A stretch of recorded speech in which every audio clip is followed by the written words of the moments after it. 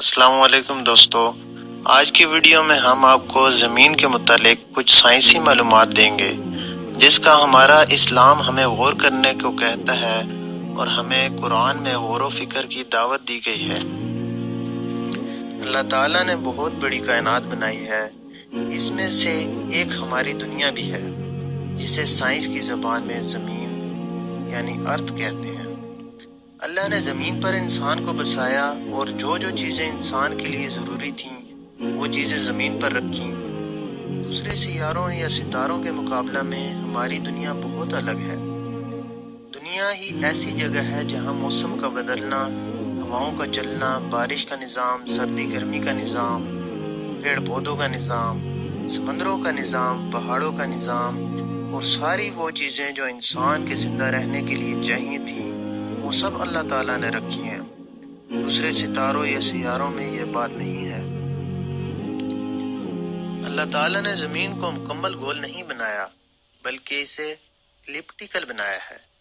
زمین کی گولائی اوپر سے نیچے کی طرف ناپی جائے تو یہ 40,075 کلومیٹر ہے اور دائیں سے بائیں 40,007 کلومیٹر ہے۔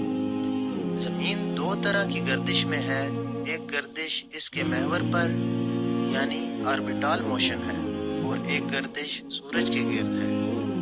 محوری گردش یا آربیٹال موشن کی وجہ سے دن اور رات کا نظام اللہ تعالیٰ چلا رہے ہیں، جیسا کہ سورہ انبیاء کی آیت نمبر 33 میں ہے کہ وہی اللہ ہے جس نے رات اور دن اور سورج اور چاند کو پیدا کیا ہے اور ان میں سے ہر ایک اپنے اپنے مدار میں تیرتے پھرتے ہیں۔ محوری گردش کو زمین 23 گھنٹے اور 56 منٹ میں پورا کرتی ہے اور اس طرح سورج کی گردش 365 دن 6 گھنٹے اور 9 منٹ میں پوری ہوتی ہے۔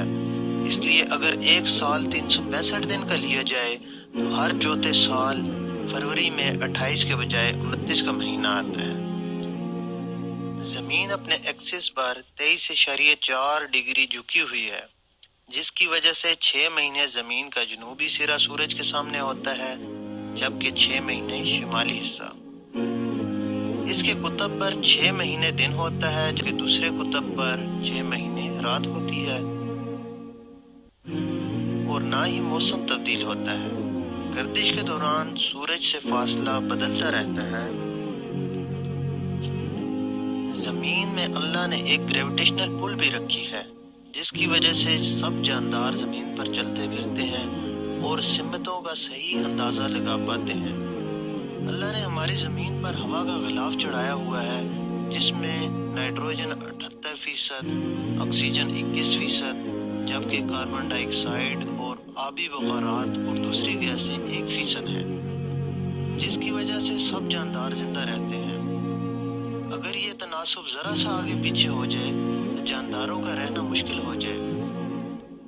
زمین کے آربٹ سے نکلنے کے لیے 11.6 کلومیٹر فی سال کی ضرورت ہے، جیسا کہ اللہ تعالیٰ نے سورہ رحمان میں فرما دیا کہ ایک گروہ جنوں انس زمین کے کناروں سے باہر نکل جانے کی طاقت ہے تو نکل جاؤ اور بغیر طاقت کے تم نہیں نکل سکتے۔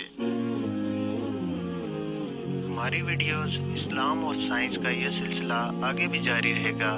مزید ایسی ویڈیوز دیکھنے کے لیے ہمارے چینل کو سبسکرائب کریں۔